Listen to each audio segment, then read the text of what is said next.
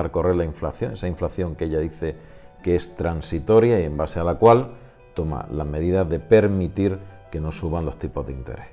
A diferencia de bancos como el Banco de Inglaterra o la Reserva Federal o las recomendaciones del Fondo Monetario Internacional, Christine Lagarde se queda sola en este sentido. Y uno dice, bueno, ¿y a mí qué me importa Christine Lagarde o el Banco Central Europeo o lo que haga? Pues nos importa porque nos toca directamente el bolsillo. Aquí señala dos puntos súper importantes esta maniobra. Ella marca 3 puntos que deben de considerarse antes de subir los tipos de interés y casi que nos vamos a 2023, curiosa fecha, otra vez aparece en 2023, para pegar el cerrojazo de compra de deuda de forma masiva, generar dinero sin límite y dejar correr la inflación hasta donde llegue, incluyendo la situación de estanflación, falta de empleo o destrucción de empleo, aumento del desempleo y aumento de los precios. Solamente cumple el primer motivo y es que ella dijo, bueno, si de forma estable se mantiene un 2% de inflación, de subida de los precios, pues todavía, pero es que de forma estable estamos en un 4%, ya podría hacerlo. ¿Qué es mejor?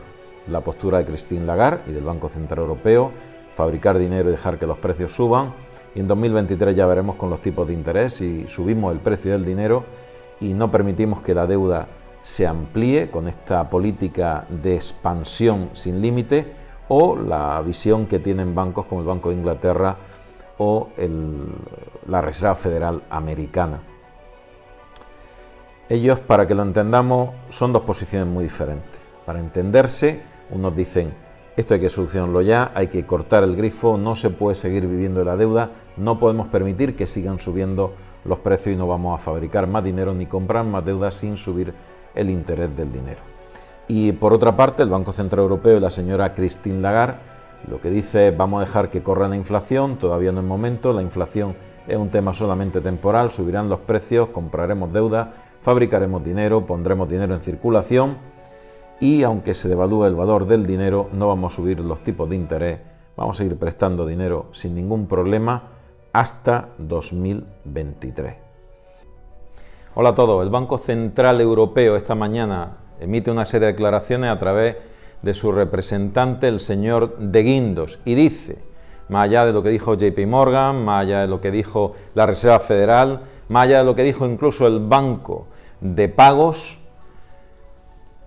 realmente nos dirigimos a un otoño donde la hiperinflación, la estanflación y la recesión van a ser las claves que van a marcar esta crisis, profunda crisis que se avecina, que tenemos en ciernes, que tenemos ya a las puertas. Reflexión sobre todo esto. ¿Por qué las grandes estructuras centrales nos están avisando y diciendo y avisando y diciendo recesión, crisis, donde el Banco Central Europeo decía que la inflación iba a ser algo temporal de un par de meses, nos hemos metido ya en el verano, en lugar de ser temporal se han multiplicado órdenes de magnitud, ya hay que tirar de freno de mano porque nos salimos en la curva, ese freno de mano va a ser una disminución en la capacidad productiva, una disminución del consumo, un frenazo a la economía que nos va a hacer retroceder, un decrecimiento o recesión de la economía. ¿Por qué no ha sucedido ya? Porque nos estamos gastando en este verano los ahorros que se generaron por la falta de consumo durante el COVID. Todavía queda algo de ahorro, pero cuando ese ahorro finalice, y nos vamos a primeros de septiembre, octubre, vamos a ver la realidad que subyace a esta situación económica. La realidad se llama crisis, con mayúsculas, mucho más que la crisis del 2008, es otro concepto de crisis, es una crisis de deuda, es una crisis de producción, es una crisis de suministro y se va a llegar a una crisis global a nivel mundial donde hay un conflicto militar a nivel de Rusia y Ucrania, con la OTAN rearmándose, Europa fortificándose y una amenaza que viene de China, Taiwán y Estados Unidos. Todo este conjunto de situaciones, todo este conjunto de crisis, han ido forjándose poco a poco y de hecho la hemos ido describiendo sin temor a decir desde hace un año que lo que se avecinaba era muy grande. Era un tsunami y que uno puede ignorar el tsunami y sentarse en la orilla de la playa a ver la ola llegar. Algunos de vosotros y aprovecho el vídeo para decirlo, dice realmente qué vamos a hacer la poca clase media que quede, que va a tender a desaparecer lógicamente, se va a abrir una brecha social importantísima entre gente que se va a hacer mucho más rica y el resto que se va a empobrecer. Bueno, esa franja de clase media que ya se empieza a dibujar, ¿qué puede hacer en general? Una clase media con un ahorro determinado, por debajo de los 100.000 euros o por debajo de los 50.000 euros, con una nómina o 2 nóminas en una casa normal, ¿qué puede hacer? ¿En qué se puede invertir? ¿Qué medidas de protección se pueden tomar? Pues esto, no sé si hay como 7 u 8 vídeos en este canal que dedicamos solamente a tomar medidas de protección desde hace 2 años. Desde hace 2 años. Toda medida de protección se puede resumir en 2 puntos respecto a lo que nos viene. Primero, no dar nada por sentado y tener capacidad de movilidad y de adaptación, cuanto menos lastre tengamos en nuestra vida, en nuestro negocio, mejor, solo el lastre imprescindible, es decir, no meternos en más, no hipotecarnos, salvo que esa hipoteca económica nos sirva para crecer o potencialmente crecer o mejor, tomar una mejor posición a futuro en nuestro negocio. Esto quiere decir, no tengamos más pasivos y sí tengamos más activos. Y pongo un solo ejemplo. Si yo hago una inversión en un vehículo, en un coche, lo ideal será que ese coche sea para producir, no sea un pasivo. No sea un coche que nos lo hemos comprado y nada más matricularlo le perdemos 6 o 7.000 euros al coche. Que sea un coche que nos va a servir de alguna forma para mejorar nuestros activos. Ese es el punto 1, capacidad de adaptación máxima. Y en segundo lugar, pues debemos de intentar ser conservadores, ahorrar a la hora de decidir hacer inversiones.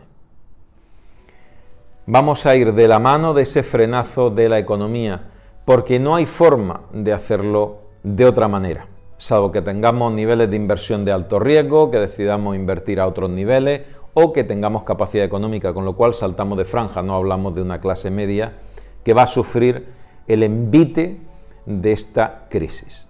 Ahora sí cuadran muchas fichas, muchos movimientos del gobierno, porque se intenta dar una serie de ayudas, callar a un volumen poblacional masivo. Mucho de ese volumen poblacional sí es cierto que necesita la ayuda, otros simplemente vamos a tenerlo de la mano. Veis que no hay movimientos sindicales, veis que nadie se tira a la calle para protestar, aunque habrá protestas. Pero nadie se tira a la calle porque todo el mundo tiene la boca tapada. ¿Y cómo se tapa la boca a la gente? Pues dándole una pensión mínima. Ya no hay revolución, la gente no lo pasa extremadamente mal o se conforma con lo mínimo. Lo que yo dije en muchos vídeos, vamos a repartir mucha miseria para que no haya revolución desde la base. Porque lo que viene es duro. Pero ¿para quién va a ser más duro? Pues va a ser más duro para el que produce. Va a ser muy duro para el que produce. Porque mucha gente va a ver una pérdida, va a ver su pérdida de poder adquisitivo mermada al extremo. Su poder adquisitivo se va a mermar al extremo. Y yo hablé de hasta un 40%. Así va a ser. Va a ser una merma de poder adquisitivo profunda como no se ha visto en muchísimo tiempo. Vamos hacia eso que dice el señor Guindos, totalmente con los datos ya en la mano, en esta mega crisis que vamos a vivir de hiperinflación, que se frenará aproximadamente dentro de un año, año y medio, se frenará, empezaremos a corregir a partir del segundo trimestre de 2023 esta hiperinflación. Y para corregir las cifras no sé lo que tardará porque va a depender mucho de los movimientos geopolíticos de todo este escenario, este circo mundial. Vamos hacia una estanflación, es decir, gran desempleo y gran frenazo productivo con deterioro aún mayor de toda la estructura de red productiva empresarial. Vamos a una renta mínima, lógicamente, el gobierno y los gobiernos en general ya están preparando el abono para que no haya revolución, para que no haya movimientos sociales, a pesar de ello lo habrá. y vamos también, depende muy mucho de la situación de los conflictos militares y de cómo se gestione el tema del hambre en el mundo, pero a grandes movimientos migratorios. Los gobiernos van a tener que soportar, los estados en general y los gobiernos como mano decisoria a la hora de tomar estrategias, van a tener que soportar grandes movimientos migratorios y solo va a soportar la clase productiva de cada país porque el dinero no nace como los champiñones en mitad del campo. Y esa es la situación que viene en el primer trimestre del año productivo. A partir de septiembre, octubre, noviembre va a ser bastante duro. Las navidades van a ser complicadas, mucho más complicadas de lo que nosotros nos podíamos imaginar, porque sabíamos que venía una crisis, pero la envergadura inimaginable. Os mando un fuerte abrazo, nos vemos en el próximo vídeo.